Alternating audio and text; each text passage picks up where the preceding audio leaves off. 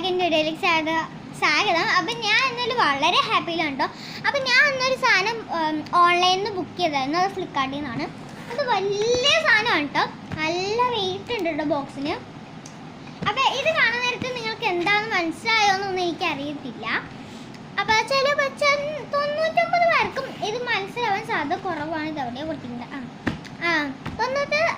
ഞാൻ പറഞ്ഞില്ല, അത്ര ആൾക്കാർക്ക് ഇത് കണ്ടുപിടിക്കാൻ ഭയങ്കര പാടായിരിക്കും കേട്ടോ. അപ്പം ഞാൻ എന്തായാലും പറയുന്നില്ല. അപ്പം നമുക്കിത് അൺബോക്സിങ് ചെയ്യാം. ഞാൻ വളരെ സന്തോഷത്തിലാണ് കേട്ടോ. ഭയങ്കര നല്ല കനവൊക്കെ ഉണ്ട് കേട്ടോ അത്യാവശ്യത്തിന്. നമുക്കിത് അൺബോക്സിങ് ചെയ്യാം. അപ്പോൾ ഞാൻ മൊത്തത്തിൽ ഇതൊക്കെ ചെയ്തിട്ടുണ്ട്.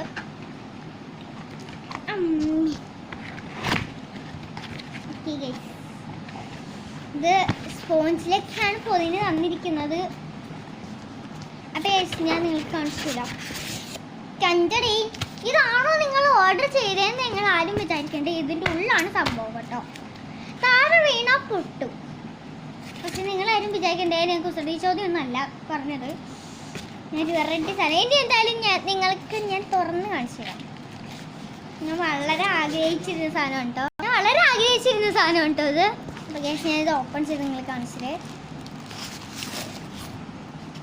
അപ്പോൾ ഗേസ് നമ്മൾ മേടിച്ചൊരു കപ്പാണ് കേട്ടോ. അതും എൻ്റെ പേര് വേദ എന്നുള്ള പേരുള്ളൊരു കപ്പാണ് കേട്ടോ.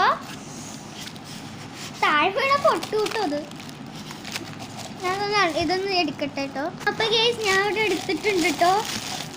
ഇത് അത്യാവശ്യം നല്ല പാക്കിങ്ങിലാണ് കേട്ടോ അവർ നമുക്ക് തന്നിരിക്കുന്നത്.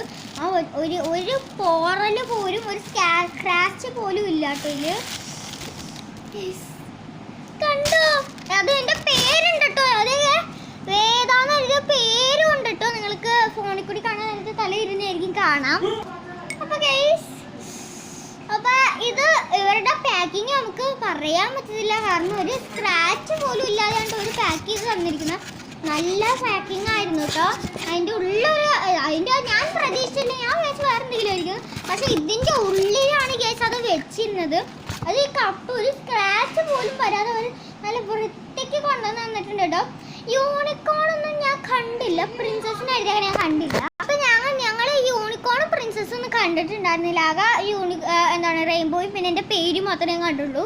ഇത് നിങ്ങൾക്ക് ഇതുപോലത്തെ കപ്പ് വേണമെങ്കിൽ നിങ്ങളുടെ പേരടിച്ചിട്ട് നിങ്ങളുടെ വേദ ഇപ്പം ഞാൻ അടിച്ചത് എനിക്കത് എങ്ങനെ കിട്ടിയെന്ന് വെച്ചാൽ. അപ്പോൾ നിങ്ങൾക്ക് ഇതുപോലത്തെ പേര് എഴുതിയ കപ്പ് വേണമെങ്കിൽ ഞാൻ അങ്ങനെ അത് മേടിച്ചതെന്ന് വെച്ച് കഴിഞ്ഞാൽ ഇതിനിപ്പോൾ യൂട്യൂബർ ആണെന്നൊന്നും ഇല്ല കേട്ടോ.